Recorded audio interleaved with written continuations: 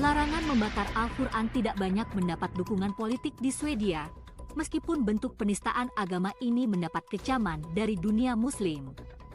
Akibatnya, muncul sejumlah demo dan kecaman di sejumlah negara, bahkan kedutaan besar Swedia di Baghdad diserbu dan dibakar pada dini hari Kamis, 20 Juli 2023, oleh para pendukung ulama Syiah Muqtada al-Sadr sebagai reaksi atas pembakaran Al-Quran di luar kedutaan besar Irak di Stockholm. Irak kemudian menarik kuasa usahanya di Stockholm dan Swedia mengatakan telah memindahkan sementara staf kedutaan dan operasinya dari Baghdad ke Swedia untuk alasan keamanan.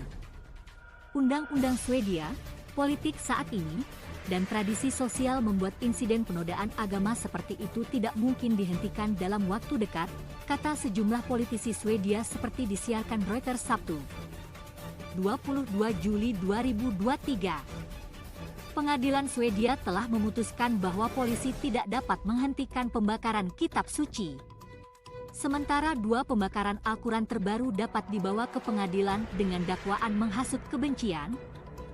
Secara luas diyakini bahwa tindakan tersebut dilindungi oleh Undang-Undang Kebebasan Berbicara. Untuk mengubah konstitusi adalah proses panjang yang membutuhkan pemungutan suara di parlemen, pemilihan umum, dan kemudian pemungutan suara lagi di parlemen. Meski begitu, pemerintah Perdana Menteri Ulf Kristersson mengatakan pekan lalu akan memeriksa apakah ada alasan untuk mengubah Undang-Undang Ketertiban Umum untuk memungkinkan polisi menghentikan pembakaran Al-Quran. Di tengah kekhawatiran keamanan nasional, isu pembakaran Al-Quran sempat menghambat aksesi Swedia ke NATO. Presiden Turki Tayyip Erdogan sebelumnya telah memperingatkan bahwa Swedia tidak akan diterima ke dalam aliansi militer jika pembakaran Al-Quran terjadi di sana. Turki, bersama Hongaria, sejauh ini telah menahan tawaran Swedia diluncurkan setelah invasi Rusia ke Ukraina, meskipun Erdogan mengatakan awal bulan ini bahwa ia akan mengirim aplikasi NATO negara Nordik ke parlemen. Organisasi Kerjasama Islam yang beranggotakan 57 negara memperkenalkan resolusi yang disahkan di Dewan Hak Asasi Manusia PBB pada 12 Juli, menyerukan negara-negara untuk meninjau kembali undang-undang mereka yang mencegah penuntutan kebencian agama. Wakil Perdana Menteri Swedia, Ebba Busch, dari Demokrat Kristen mengatakan awal bulan ini Swedia sendiri yang menentukan undang-undangnya dan tidak akan dipengaruhi oleh agama atau undang-undang negara lain. Swedia tidak mengunggungi Islamisme. Membakar kitab suci itu tercela tapi tidak ilegal, cuitnya pada 7 Juli setelah sebuah Al-Quran dibakar di luar Masjid Stockholm. Perubahan undang-undang potensial apapun yang akan membuat tindakan semacam itu ilegal juga sangat tidak mungkin disahkan karena pemerintah minoritas bergantung pada dukungan Demokrat Swedia. Partai terbesar kedua di parlemen setelah pemilu tahun lalu, yang anti-imigran dan kritis terhadap Islam.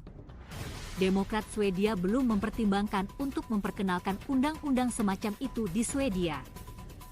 Kami juga tidak bermaksud untuk mendukung undang-undang semacam itu jika diajukan di parlemen, kata Sekretaris Partai Demokrat Swedia Richard Jomshof kepada Reuters dalam pernyataan email. Pembakaran Al-Quran diizinkan di Swedia, Denmark, dan Norwegia, tetapi tidak di negara tetangga Finlandia di mana penodaan kitab suci di depan umum adalah ilegal. Swedia memiliki undang-undang serupa tetapi menghapusnya pada tahun 1970-an. Swedia memiliki undang-undang yang melarang ujaran kebencian terhadap kelompok etnis, nasional dan agama serta orang-orang atas dasar orientasi seksual. Wartawan dan pakar kebebasan berbicara Niels Funke mengatakan perubahan Undang-Undang Ketertiban Umum seperti yang diperdebatkan oleh pemerintah akan sangat sulit untuk diperkenalkan dan kemungkinan akan bertentangan dengan kebebasan berkumpul yang dilindungi Undang-Undang Swedia. Tidak akan banyak demonstrasi tersisa jika kita mendengarkan ancaman dari organisasi ekstremis di negara-negara seperti Iran atau Irak, katanya kepada Reuters. Dan bagaimana Anda bisa melakukan demonstrasi menentang seseorang seperti Presiden Rusia Vladimir Putin? Itu pasti akan membahayakan keselamatan Swedia, katanya. Jajak pendapat Gallup tahun 2022 menemukan bahwa Swedia adalah negara di dunia dengan persentase tertinggi warga negara yang menyatakan mereka tidak percaya pada Tuhan. Swedia menghapus undang-undang yang membuat pengkritik atau pengejek agama dan keluarga kerajaan dapat dihukum pada tahun 1970-an. Ini adalah tradisi kami, kata Funke kepada Reuters. Argumennya adalah bahwa tidak ada alasan bagi agama untuk bebas dari kritik ketika semua bidang masyarakat lainnya dapat didiskusikan dengan bebas, katanya.